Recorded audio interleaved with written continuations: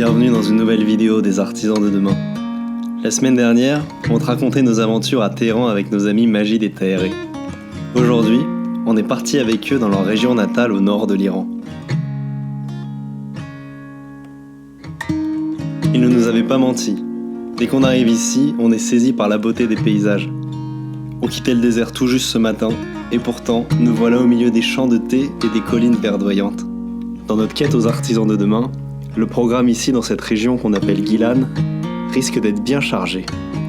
Alors si tu le veux bien, embarque avec nous et allons ensemble découvrir ce que les prochains jours nous réservent.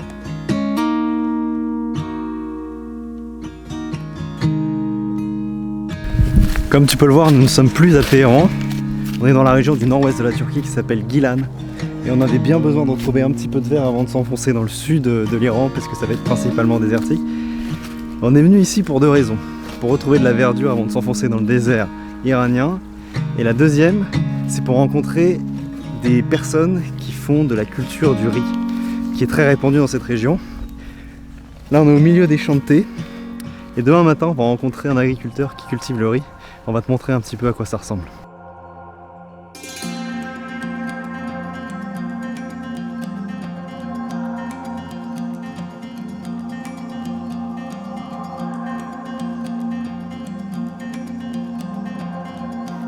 C'est notre premier matin à Gilan.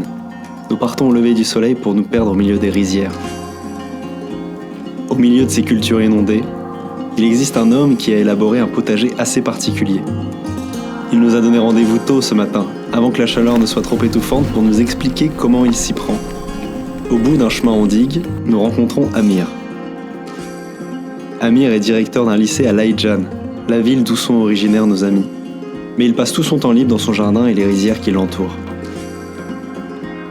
Nos amis nous accompagnent et c'est bien pratique, car avec notre farci très limité, ce sera plus simple si Tahiré traduit pour nous.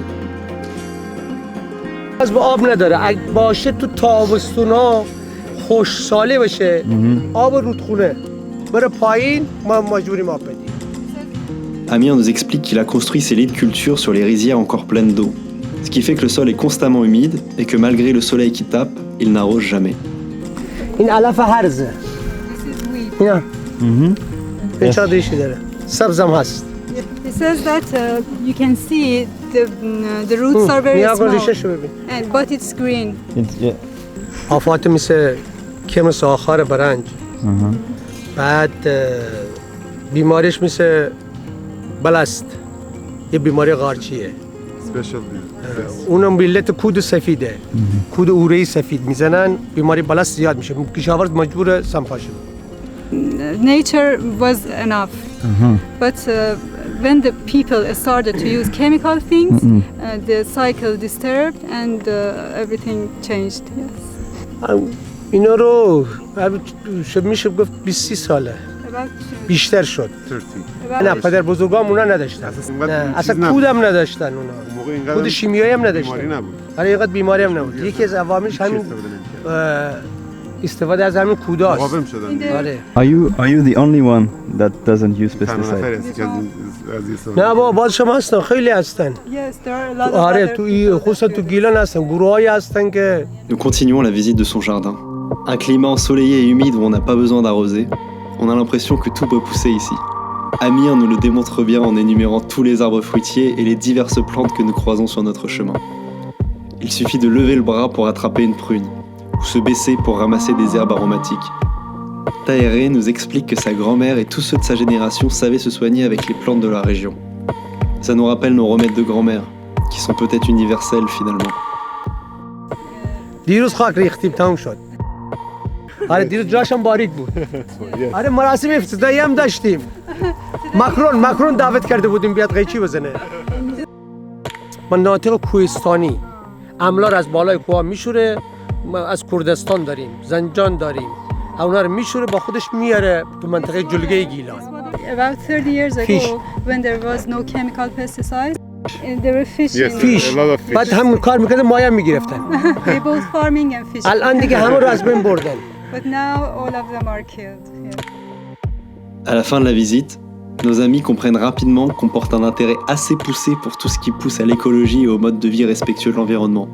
Ils nous proposent alors de passer un petit peu de temps dans un village où leurs grands-parents avaient vécu. Ils nous disent que là-bas, nous vivrons vraiment comme des villageois et qu'on saura réellement ce que c'est d'être un Gilaki.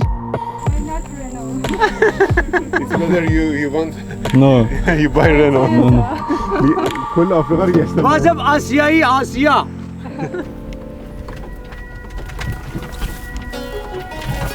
Alors on suit Amir et nos amis qui nous guident jusqu'à une habitation dans le village d'à côté. Mais on se rend rapidement compte que la maison qu'ils nous ont réservée n'est pas comme les autres. On rêvait d'une petite maison à la campagne, pour pouvoir se poser et travailler. On n'aurait pas rêvé mieux. Nous voilà au cœur d'un petit îlot au milieu des rizières, un village d'une vingtaine de baraques. Au bout du chemin, une grande maison bleue dans un jardin de roses. Elle se dresse imposante devant nous, cette grande dame centenaire qui aurait résisté à tous les tremblements de terre. Very a big earthquake, about 7 Richter, damaged this home. آره. Yes. این لغ میزنه، هم همینطوری لغ میزنه هم همینطوری. هیچ وقت چی نمیشه. شما خیال نکنید فرانسوی خیلی ماهره نه.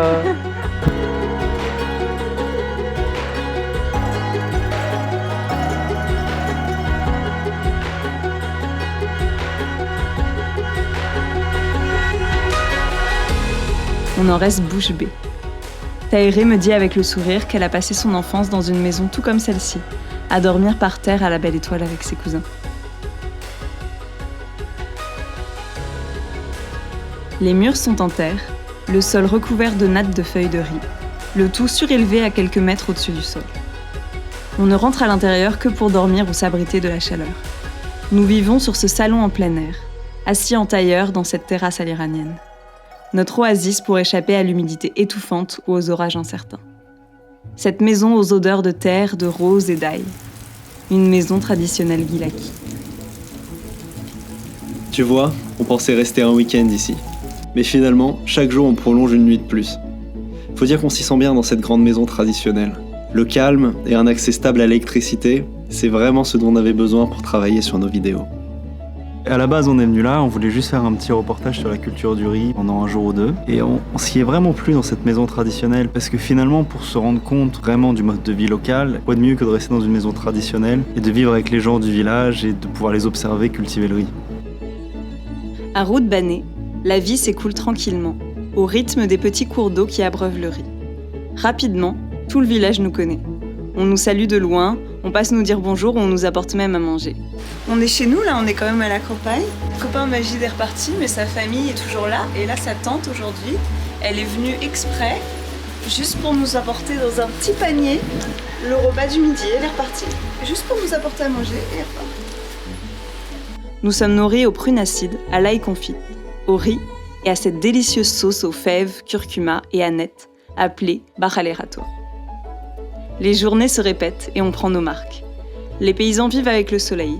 À l'aube, ils ont déjà les pieds dans l'eau, les femmes traînant lourdement leurs tissus mouillés.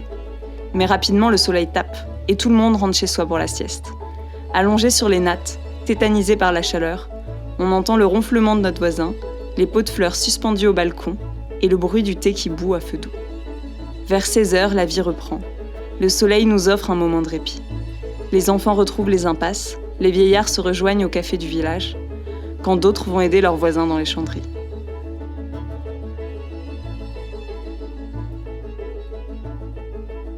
À la tombée de la nuit dans ces rizières, il y a une ambiance vraiment paisible. La chaleur tombe d'un coup. Et la plupart des gens en fait viennent travailler très tôt le matin ou à cette heure-ci le soir, juste avant la tombée de la nuit. Et là on va essayer d'aller filmer un couple qui travaille dans leur chanderie. J'espère qu'ils vont accepter parce que ça permettra de te montrer un peu comment est le process pour cultiver le riz.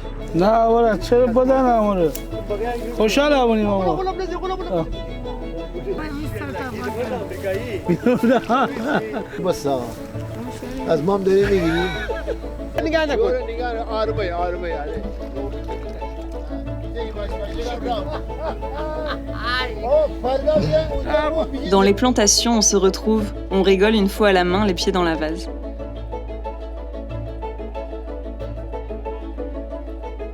Puis tout le monde rentre chez soi, aux dernières lueurs, avant que les moustiques colonisent le village par nuée.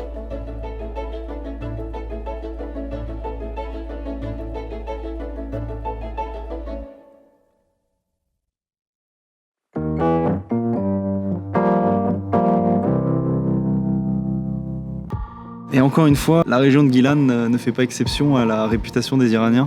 On a été extrêmement touchés par leur générosité. La famille de Majid est aux petits soins, même si on ne dort pas chez eux. Il y a beaucoup de pique-niques qui se font, on le découvre, la culture iranienne est très très portée sur le pique-nique et sur la grillade.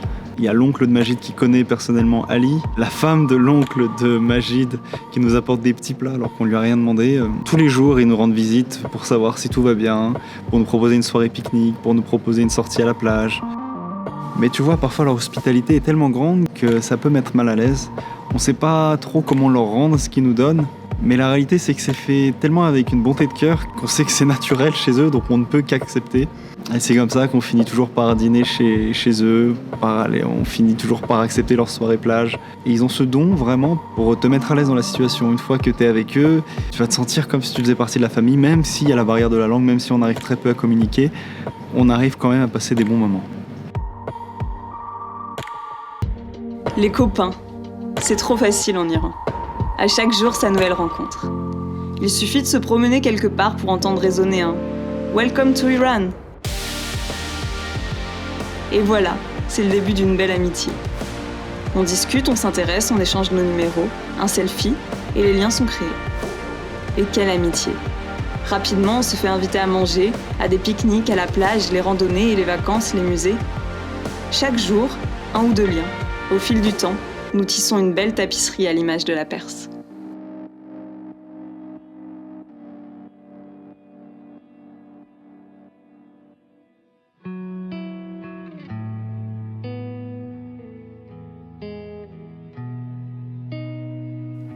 Quand on rencontre des gens sur la route, et qui plus est quand ce sont des amis, on essaye toujours de leur expliquer notre quête pour les artisans de demain. Après en avoir parlé à Tahiré et Majid, ils nous ont tout de suite proposé une idée. Ils suivent sur Instagram un refuge pour animaux. Alors nous le contactons, et dès le lendemain, nous partons dans ce sanctuaire créé par un éternel ami des bêtes. C'est un endroit caché. Derrière une lourde grille se cache le refuge de centaines d'âmes.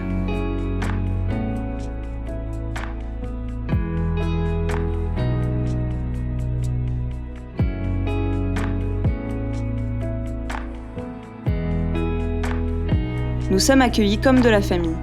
Les chiots nous sautent dessus et le blaireau viendra timidement nous saluer. Ces animaux sont des guerriers, des rescapés, qui ont survécu aux blessures des chasseurs, à la maltraitance ou à l'abandon. Mais parmi eux, il y a aussi des hommes et des femmes, qui se battent tous les jours pour ceux qui n'ont pas de voix. Il y a Amin. Son meilleur ami était Bambi, un bouquetin sauvage qu'il aurait sauvé quelques années auparavant. Amin connaît tous ces animaux par cœur. Et il les aime, ça se voit. Son but est de les soigner, puis relâcher ces animaux sauvages. Des ours, des loups, des léopards, des aigles sont tous passés entre les mains expertes de Amin et vivent maintenant des jours paisibles dans la nature. Pour d'autres, malheureusement, c'est plus difficile. Trop blessés par les chasseurs, certains ne peuvent plus se débrouiller seuls, et d'autres sont en attente de réinsertion. Parmi les pensionnaires, c'est ce loup qui nous marquera le plus. اینجا لک یواش ولی من میخوام برگرده چون میگه که با یه جایی باشه مثلا 50 کیلومتر روستا دور باشه که ما نداریم ما روستامون نزدیک من دوست دارم میگه بدیم باغبش من میگم نه اینجا برعکسه ما میگیم بدیم اونا میگن نه بدیم باغبش من نمیخوام Amin est désespéré par l'autorisation qui se fait tant attendre pour le relâcher. Nous finissons la journée à la lumière des bougies, dans la petite cabane des volontaires, avec de la bonne pastèque bien fraîche et des rires heureux. اینو دیدی چه خوشگله؟ آدم غرغرو بکنم اینا چجوری از پایین برش داشتی؟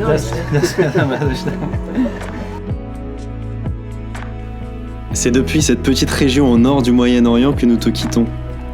Avant d'y mettre les pieds, nous n'en avions jamais entendu parler. D'ailleurs, très peu de touristes internationaux prennent le temps de découvrir ce petit bout de paradis aux allures tropicales. Loin des stéréotypes d'un Iran désertique, Gilan nous aura montré une nouvelle facette du pays. Celle de la terre et de l'eau, des virtuoses du riz qui croquent l'ail à pleines dents.